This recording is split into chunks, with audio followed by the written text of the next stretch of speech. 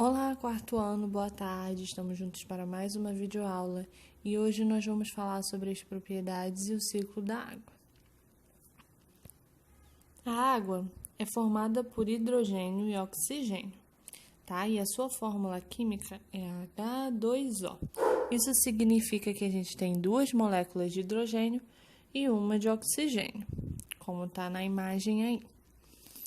A representação da água na natureza, como a gente conhece, é na forma líquida. Cerca de 70% do planeta é formado por água, sendo que desse total, boa parte é de água salgada, presente nos oceanos, mares e outros ambientes menores. Além da forma líquida, encontramos a água em geleiras e em estado de vapor. Em estado de vapor, ela está presente na atmosfera terrestre. Vamos falar agora sobre um pouco das propriedades da água. A primeira propriedade é a solubilidade. A água possui a capacidade de dissolver muitos materiais, muitos sólidos, gases e líquidos. Estes materiais se dissolvem na água, são chamados de solúveis. Então, a gente tem nessa imagem representado o solvente, que no caso aí é a água, o soluto, que é o produto que a gente vai dissolver, e a solução, que é o resultado dessa operação aí, tá bom? Resultado da solubilidade. Então, a gente diz que a água é um solvente que dissolve vários solutos, formando uma solução. Pode ser água e açúcar, água e sal e diversos outros fatores, ok?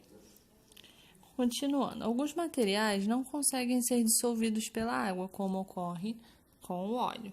Esta propriedade, a solubilidade, é fundamental no corpo de muitos seres vivos, pois através da dissolução de substâncias na água é que líquidos importantes são formados. Por exemplo, graças à água que nós ingerimos, formamos a urina, e esta, que é a urina, elimina uma série de substâncias tóxicas do nosso corpo. Agora vamos falar sobre a regulação de temperatura. Como acontece a regulação de temperatura? Bom, a regulação de temperatura consiste em absorver o calor e guardar. Durante o dia, a água absorve calor.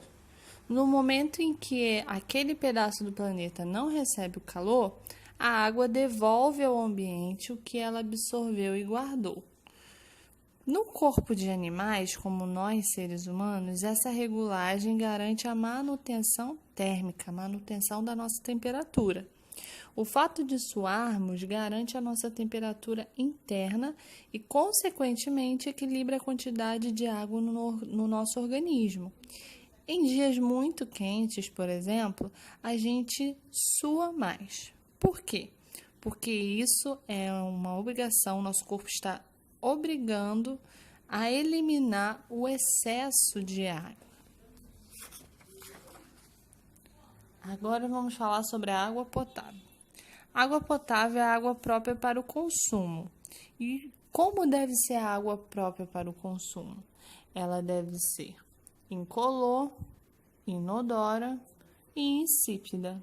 O que significa isso? Bom, incolor é que não tem cor, inodora não tem cheiro e insípida não tem sabor.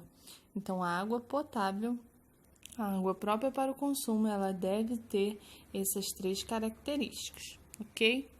Vamos falar agora sobre o ciclo da água, tá? A gente tem aí a transformação constante e a circulação de água na Terra estão presentes no ciclo da água.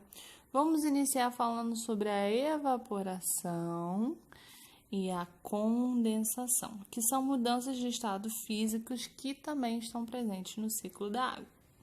O calor do Sol, observa aí na imagem, faz com que todos os ambientes aquáticos evaporem.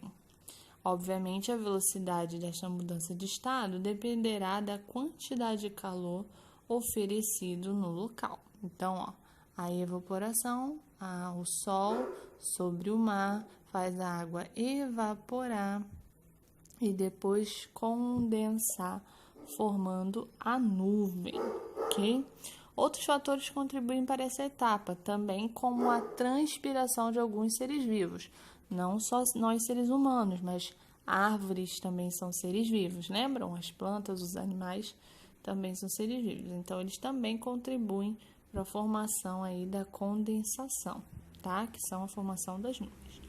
Em seguida, o vapor da água sobe até encontrar temperaturas mais amenas, mais baixas, e formar as nuvens, que é o processo de condensação. Outra mudança de estado físico, tá? E aí, no momento em que a nuvem estiver muito pesada, acontece precipitação. Em outras palavras, a gente diz que a chuva cai. A chuva pode cair em vários lugares. Desde a evaporação, entram em cena as correntes de ar, que podem deslocar o vapor de água e, consequentemente, a localização das nuvens formadas. Por esse motivo, nem sempre as chuvas caem próximas aos locais de evaporação. Ao cair, a chuva alimenta novamente os corpos d'água, utilizada pelos seres vivos e penetra no solo. Então, nós temos um outro processo chamado infiltração, mais uma etapa do ciclo da água. Por fim, a gente tem a reposição da água, tá? Que foi iniciada pela própria chuva que caiu diretamente nos corpos d'água, nos rios, nos mares, nos lagos e etc. E assim ela continua a comunicação entre os lençóis subterrâneos, que está embaixo da terra, e os corpos d'água. E essa ligação, como foi falado, acontece abaixo da terra, né? Subterrâneo. Durante o inverno rigoroso, é comum em alguns locais do planeta a gente observar a formação da neve. O que é a neve? É a forma sólida da água, tá? Que é resultado de uma outra mudança de estado físico, que é a solidificação. Nestas mesmas regiões, quando esquenta rapidamente, tem uma quarta mudança de estado físico, que é a fusão, tá? Que é o derretimento do gelo formado antes de cair da nuvem. Tá bom, pessoal? Essa foi a nossa aula de hoje. Espero que vocês tenham entendido. Um beijinho e até mais.